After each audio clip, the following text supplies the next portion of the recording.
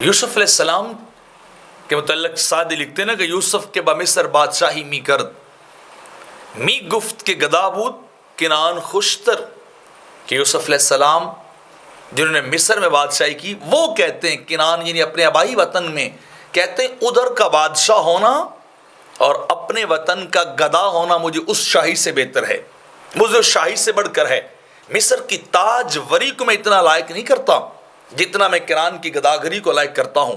وہاں کے فقیر مجھے یہاں کے شاہوں سے بہتر ہیں، مجھے اچھے لگتے ہیں۔ یعنی اپنے وطن سے اتنی محبت ہے، اور محبت وطن کا یہ نتیجہ ہوتا ہے کہ انسان وطن کی حفاظت کرتے اپنی جان کا نذرانہ دیتا ہے، اپنی زندگی وطن کے نام لگا دیتا ہے۔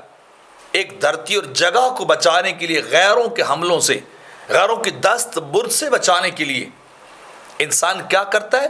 انسان جان دے دیتا ہے کہ میری وہ دھرتی، وہ جگہ، میرا وطن جہاں میں پیدا ہوں، وہ اس کی بہاروں میں کبھی خزاں نہ آئے، وہاں کبھی دشمن کا سایہ بھی نہ پڑے، وہاں کبھی غیر پاؤں بھی نہ رکھ سکے۔ وہ دھرتی میرے لیے بڑی مقدس ہے، تو انسان اس دھرتی کے لیے اپنی جان دے دیتا ہے۔